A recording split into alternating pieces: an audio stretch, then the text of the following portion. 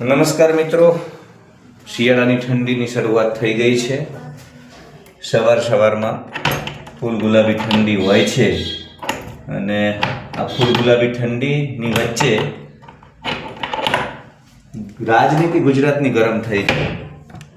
ગુજરાતનું જનમાનસ ગરમ થઈ જાય એવા સમાચાર 2-3 દિવસથી સોશિયલ મીડિયામાં અને ગુજરાતના સાંપ્રત પ્રવાહોમાં વિવિધ સમાચાર પત્રોમાં અને પ્રાઇવેટ યુટ્યુબ પર જે ચેનલોની રદનો રાફડો ફાટ્યો છે ત્યાં ગુજરાતની મેઇન સ્ટ્રીમ જેટલી પણ ચેનલ છે, ન્યૂઝ ચેનલ છે, એ બધામાં કે ભાઈ ચૈતર વસાવા આદિવાસી હૃદય સમ્રાટ, ગુજરાતના યુવાનોના હૃદય સમ્રાટ, કરિશ્માતી નેતા ચૈતર વસાવા એ ડેડિયાપાડામાં જ્યારે પ્રધાનમંત્રીની આગામી દિવસોમાં એક જંગી જનસભા થવા જઈ રહી છે,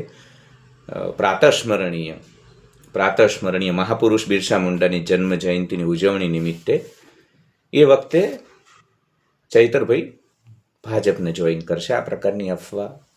અને ત્યારબાદ ભાજપના જે આદિવાસી નેતાઓ છે એમને પણ આ બળતામાં ઘી હોમ્યું, આગમાં ડીઝલ હોમ્યું. અને જ્યારે પત્રકારો એમને પૂછે એટલે એમને પુષ્ટિ કરી કે હા ભાઈ આવે તો વેલકમ છે. એટલે આમ કહી અને આ ચર્ચાને અફવાને ખૂબ જ એક ગરમ બજાર અને ખૂબ મોટો દુષ્પ્રચાર ચૈતર વસાવા માટે થઈ રહ્યો છે. આ વાતની શરૂઆત કરતાં પહેલાં જ હું કહું છું કે જો ચૈતરભાઈ ડેડિયાપાડામાં જનસભામાં ભાજપને જોઈન કરશે તો આ જીવન અમારા વાળ છે ને એ અડધો ટકો કરાવી નાખીશ, અડધું મુંડન અને અડધી મૂછ લઈને આ જીવન ફરીશ અને આ ચેનલ ઉપર એક પણ વિડીયો અપલોડ નહીં કરું. ત્યારબાદ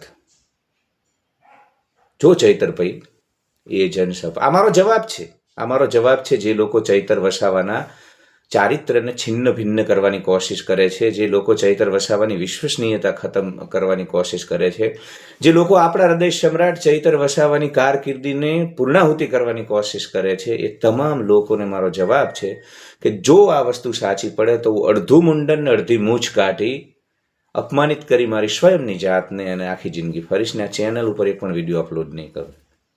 આટલો વિશ્વાસ છે મને, આટલો વિશ્વાસ છે. અલ્પેશભાઈને તમે લઈ ગયા, હાર્દિકભાઈને તમે લઈ ગયા, ઠીક છે. આખલાઓનું ખસીકરણ કરી શકાય મિત્રો, આખલાઓનું ખસીકરણ કરી શકાય, વાઘ અને સિંહને ન અડકી શકાય. ચૈતર વસાવા સિંહ પુરુષ છે, ચૈતર વસાવા વાઘ છે. ચૈતર વસાવા એટલે આદિવાસીઓની અસ્મિતાનો સમાનાર્થી શબ્દ. આદિવાસી અસ્મિતાનું કોઈ જો પ્રતીક હોય આખા ભારત વર્ષમાં હવે તો, અને ગુજરાતના યુવાઓના હૃદયમાં વસેલો કોઈ જો એક નિડર નિર્ભીક નેતા હોય, યુવા નેતા હોય તો એ ચૈતર વસાવા છે મિત્રો. ચૈતર વસાવાને માત્ર આદિવાસી વિસ્તાર પૂરતા સીમિત કરી દેવા પણ એના વ્યક્તિત્વને નુકસાન છે, અન્યાય છે. એને હવે તો આખા ભારતના યુવાનોનો હૃદય સમ્રાટ એ બની ગયા છે.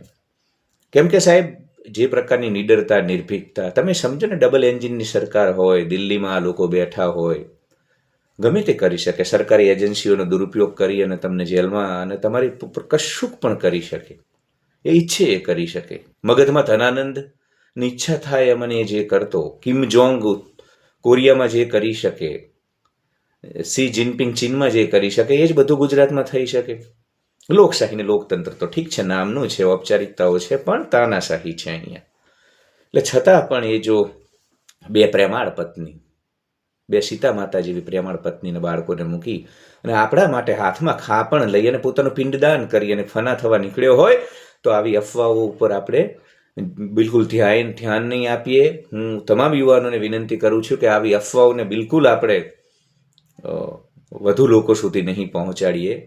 એ આપણો હૃદય સમ્રાટ, એ આપણો કરિશ્માતી નેતા ક્યારેય આપણી સાથે દગો નહીં કરે, ક્યારેય દગો નહીં કરે. હું તમને લખીને દઉં છું આ વિડીયો, હું કુંડળીમાં ગોળ નથી ભાગતો, મારી વાતો હું બહુ જ ક્લેરિટી સાથે, સ્પષ્ટતા સાથે કરું છું મિત્રો, કે આપણો હૃદય સમ્રાટ ચૈતર વસાવા ક્યાંય નથી જવાનું. ભાજપને ભલે ફાંકો હોય, એમને ભલે અનેક લોકોને આખલામાંથી ખસીકરણ કરીને બળદ બનાવી દીધા હોય, પણ આ સિંહ પુરુષ, આ વાઘને એવું નહીં કરી શકે. કેમ કે એવો જો છીછરો હોત, એવો જો એ ઘેડી ચામડીવાળો હોત ચૈતરભાઈ, તો એ આટલું બધું જોખમ ન લે. એ ભાજપમાં જઈને પણ રાજનીતિ કરી શકે એમ હતો. ભાજપના જૂના જે નેતાઓ છે એમને મહાત આપી શકે એવું એનું કરિશ્માથી વ્યક્તિત્વ છે, મજબૂત વ્યક્તિત્વ છે. તો એને નથી કર્યું, એટલે હાથમાં ખાપણ લઈ અને નીકળેલો આપણો યુવાન હૃદય સમ્રાટ છે. તો બિલકુલ આ અફવાઓને હું રદિયો આપું છું ખૂબ જ જવાબદારીપૂર્વક આ ચેનલના માધ્યમથી, અને આવું બિલકુલ નથી થવાનું. 2027માં અંબાજીથી ઉમરગામ ભાજપનું નામું નખાઈ જવાનું છે, અને ચૈતરભાઈની લોકપ્રિયતા હજુ ચરમ ઉપર પહોંચશે. અને ભલે ગમે તેટલી સભાઓ ભલે સ્વયં નરેન્દ્રભાઈ અહીંયા આવે, ભલે સ્વયં આખા એ ભારતના કેન્દ્રીય કક્ષાના અને મોટા મોટા જેટલા પણ આદિવાસી નેતાઓ છે બધા આવે, ચૈતર વસાવાની લોકપ્રિયતાને કોઈ આંચ નહીં આવે. અને આ ચૈતર વસાવાની તાકાત છે મિત્રો, આ આદિવાસી અસ્મિતાની તાકાત છે, આ એ વિસ્તારની તાકાત છે. અંબાજીથી ઉમરગામ જે સંવેદનશીલ, અંદર બહાર એક જેવા નીડર નિર્ભીક નિખાલસ માણસો વસે છે, મારો આદિવાસી પરિવાર, એની તાકાત છે કે આ દેશના અને હવે તો વિશ્વના વૈશ્વિક નેતાને સ્વયં ડેડિયાપાડાને બિરસા મુંડાની જન્મ જયંતિ આખા દેશમાં, ઝારખંડમાં એમનો જન્મસ્થાન. અને ચલો આપણે બિરસા મુંડાને ઝારખંડ પૂરતા પણ લિમિટેડ એ પ્રાતસ્મરણીય મહાપુરુષને રાખવા નથી, એ આખા એ દેશના છે, એ મહામાનવ છે, એ વિશ્વ માનવ છે. પણ ડેડિયાપાડાને જ કેમ પસંદ કર્યું?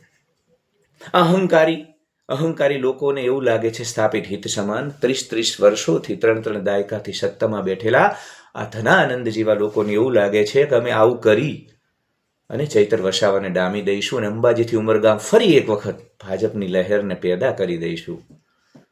તો એ સંભવ નથી. ખાસ કરીને ચૈતર વસાવા ઉપર ખોટા કેસ અને ત્યારબાદનો જેલવાસ, ત્યારબાદ આ બિલકુલ સંભવ નથી. એટલે આવા દિવા સ્વપ્નો જોવાનું એ લોકો મૂકી દે. અને આપણે ખાસ કરીને એક જવાબદાર નાગરિક તરીકે, ચૈતર વસાવાના સમર્થક તરીકે આવી અફવાઓને બિલકુલ આપણે નજરઅંદાજ કરીશું. એને બિલકુલ ફોરવર્ડ પણ એની ચર્ચા પણ નહીં કરીએ, કેમ કે એનાથી ચૈતર વસાવાને નુકસાન થાય.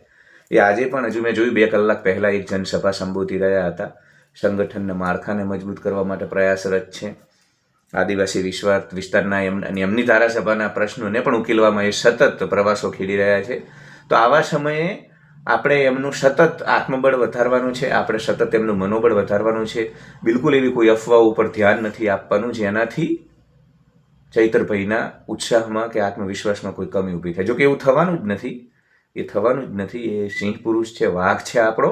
પણ છતાંય આપણે એવી કોઈ પણ વસ્તુઓને એવો માહોલ જ આપણે નથી પેદા કરવો જેનાથી આ પ્રકારની છીછરી પાયા વિહોણી અફવાઓને બિલકુલ કોઈ પણ પ્રકારનું મહત્વ મળે.